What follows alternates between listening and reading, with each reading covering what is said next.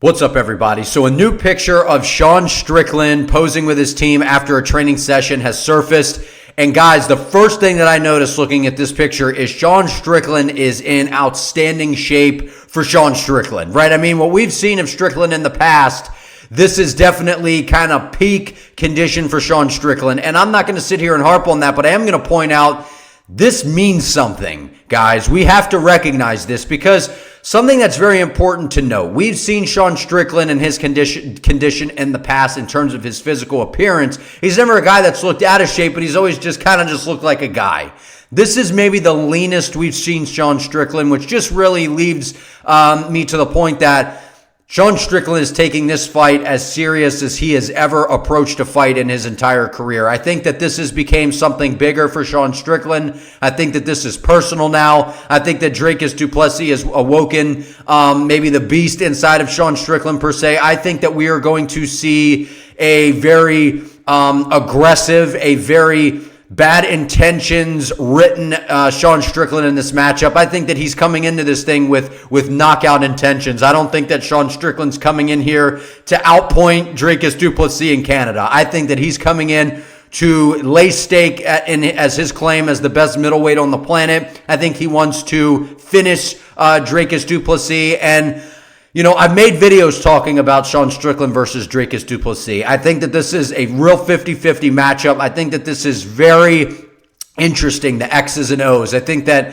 DDP provides a lot of unique attributes that are going to make it very difficult for Sean Strickland. But I think that Sean Strickland just really has a focus to him come fight camp here. I think that, you know, all the things that have transpired, the brawl at UFC 296, the banter that, you know, it took place at that press conference that they had on Friday before UFC 296. And if you haven't seen my videos kind of discussing what went on in those, and I give my take on those, check those out. But really, this just leads me to believe that we are going to see a very aggressive and very serious and stern Sean Strickland. Now, I know that it's easy to get caught up in the loudmouth character of Sean Strickland. It's very easy to do that.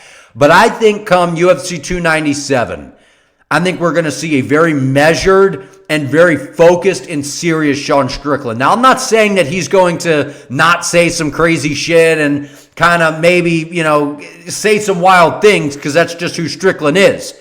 I think we're going to see a very measured and focused like that, just, you know, a very different air to Sean Strickland. I really believe that. I think that, you know, a product of the way that you look in, you know, in terms of your conditioning coming into a fight just shows how serious you're taking the camp and some adjustments that you've made, and maybe you've just hit a stride in your camp and you're doing maybe a little bit extra running. You've cut back a little bit in certain areas as far as the nutrition, or you're sparring you know, a couple extra rounds, or you're just doing some of those extra things that maybe, not to say that you were cutting corners before, that's not at all what I'm saying, but going beyond what you've been doing in the past because you're like, this fight right here, man, like this guy has irked me, he's pissed me off, and I'm going out there to make a statement. I think that we are going to see a really, really focused Sean Strickland, a really measured Sean Strickland, a guy that knows that DDP is probably hit the hardest fight of his career in terms of, you know, it's easy to say that Adesanya in terms of the striking,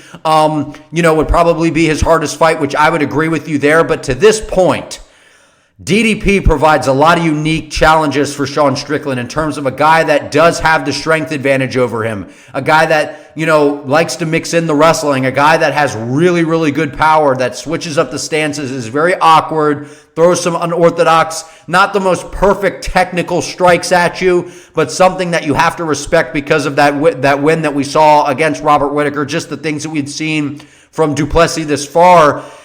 I just think Sean Strickland is absolutely not overlooking DDP. I think that Strickland knows that this is a very tough fight for him. I think that we're going to see the best Sean Strickland we've ever seen, which I'm really excited for that because what we saw against Adesanya was very impressive. And guys, I got to be honest with you. I said this before, and I'm going to stand by this. I think that DDP is overlooking Strickland. And the reason that I say that is because a comment that DDP made in the press conference. Now, granted, we could say that was just trash talk. It was just him saying things. But I think that there's some truth to every joke or to every roast that you throw out there, right? I mean, that's kind of what we're all taught at a young age is like, if someone takes a shot at you and says, I'm just kidding, man. Like, there's probably some truth behind that, right? Where that's coming from. And I think DDP, he said that win for Strickland was a fluke and he's not a championship caliber fighter. I don't know, man.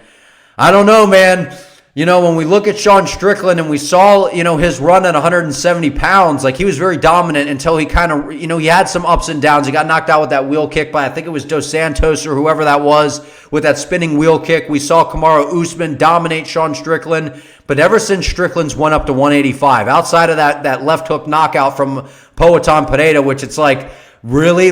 Can we blame anyone at this point? I mean, Pineda's been he's won a belt in 2 different weight classes in the UFC. He's been, flying through people, finishing people. And it's like, so we can't really hold that over Strickland's head. But outside of that, Strickland stood right in the face and went toe-to-toe with Jared Cannonier, who a lot of people have said is one of the hardest hitters at 185 pounds. A guy that has fought at heavyweight, a guy that has fought at light heavyweight. I'm talking about Jared Cannonier. Strickland went toe-to-toe with him, man. Wasn't shying away from anything. Stood in a phone booth, and I thought Strickland won that fight. I really did, and I know it was close, and I can see how you would give it to Cannonier, but I really thought the jab of Sean Strickland was the difference in that matchup. I thought, in boxing where you're kind of outscoring someone and you're landing that jab consistently, as long as you don't get knocked down and you're still, you're neck and neck with someone, that jab is almost a difference in you winning the fight or not. So we could very easily say that Sean Strickland, outside of that Poatan Pereira loss, he's really, he's just been on an absolute tear in the middleweight division. He stepped up on short notice. He's beaten Imavov. We've seen what he's done, man. He just dismantled Abus Magomedov. I know DDP is a step up from those guys. I'm not comparing DDP to those guys. Isn't it fair to say that Sean Strickland is coming in more motivated than ever? I'll leave that up to you. Like, subscribe, comment your opinion below. Appreciate you all. See you in the next one.